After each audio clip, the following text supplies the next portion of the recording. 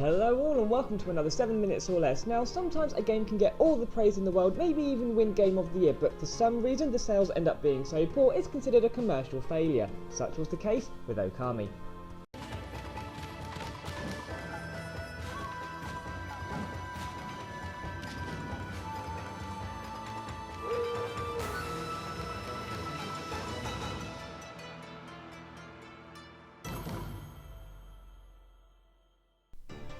Okami director Hideki Kamiya has stated that the Legend of Zelda series was a large influence when designing Okami. As you probably know, I'm a massive Legend of Zelda fan, so anything that's described as being like a Zelda game will be a hit with me. Thing is, now I've played Okami, describing it as being like a Zelda game wasn't entirely accurate.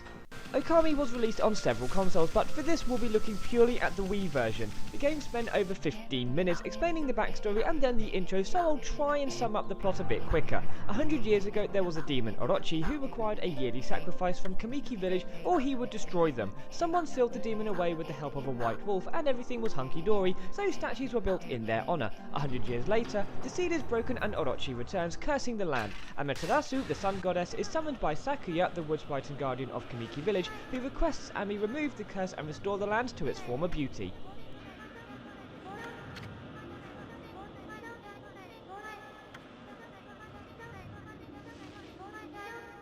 You have a little buddy helping you out. In this case it's Issen, a travelling artist who is actually pretty awesome, especially considering his size. As Amaterasu is a wolf, it makes sense she can't talk, so it's up to Issen to do it for her. The painting style of the game fits the tone perfectly, but I do have a couple of minor niggles. One is that during the scenes where nature returns to an area, it's a wonder to behold, but given how much emphasis it put on the beauty of nature, the colours aren't quite as vibrant as they seem like they ought to be, being more like Twilight Princess rather than Skyward Sword.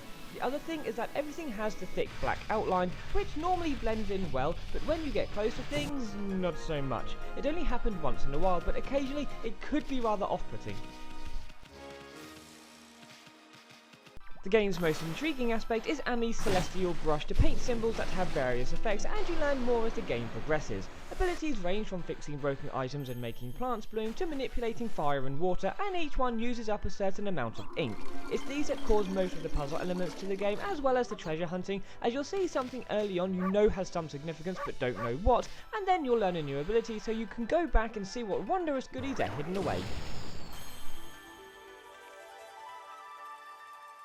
The abilities can also be used during combat. You come across demon scrolls, which are demons' grudges made physical, and getting caught in one makes you fight the demons contained within. It starts fairly straightforward. You have a weapon equipped, I like the whips, and you whack the Wiimote to twat them with the weapon. They have a HP bar and you just have to get their HP to 0 before they get yours to 0. Simple, but then there are some enemies that are a bit cleverer than that and require steps to be taken and then a celestial ability to be used before you can properly twat them.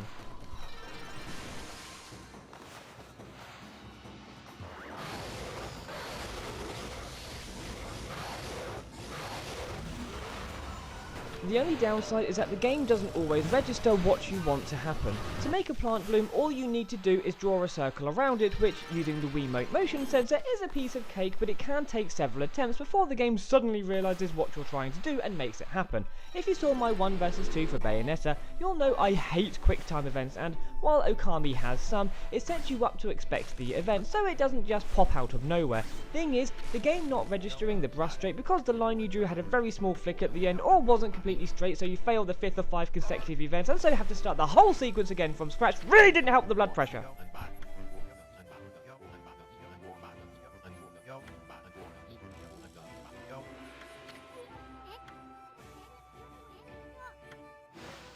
Anyway, a lot of things you can do give you praise, which is this game's version of experience. As a god, the more people believe in you and have faith in you, the more powerful you become. There are various ways of gaining praise, and some things give more praise than others, but as an example, when someone asks for a favour, doing it restores their faith in you, providing you with praise, which you can use to beef yourself out.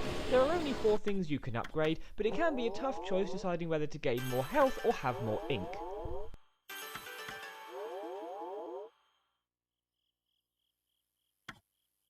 I suppose it's about time to explain the main reason saying Okami is like a Zelda game isn't entirely accurate. One of the main elements of a Zelda game are the dungeons, and while there are a few places that could be considered dungeons in Okami, there aren't as many as you'd expect to get in a Zelda game, and even then, some are quite short and not all end with a boss battle. The majority of the game takes place in the main overworld, which is called Nippon, or in the towns. It had some great puzzles, especially towards the end of the game, and some sections were really tense. It was great figuring out how to get to some of the more out of the way areas when you're treasure hunting, which is where the Zelda comparison comes into play, and let me tell you, this game is massive.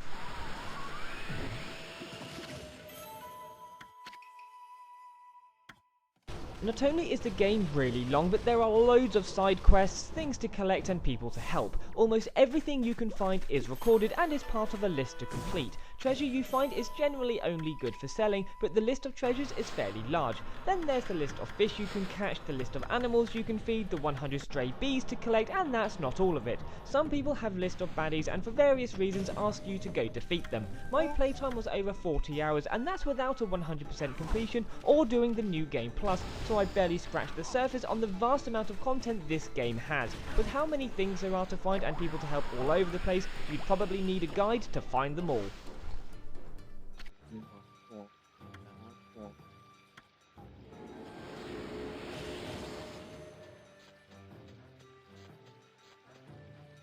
Describing Okami as a Zelda game may not be entirely accurate, but it's more accurate than saying it's like any other series. It may have a few issues, but with its great characters, plot that has far more going on than you'd expect, loads of things to do and fun to be had, Okami is an amazing game that deserves every bit of praise it gets, and I love it. See you next time.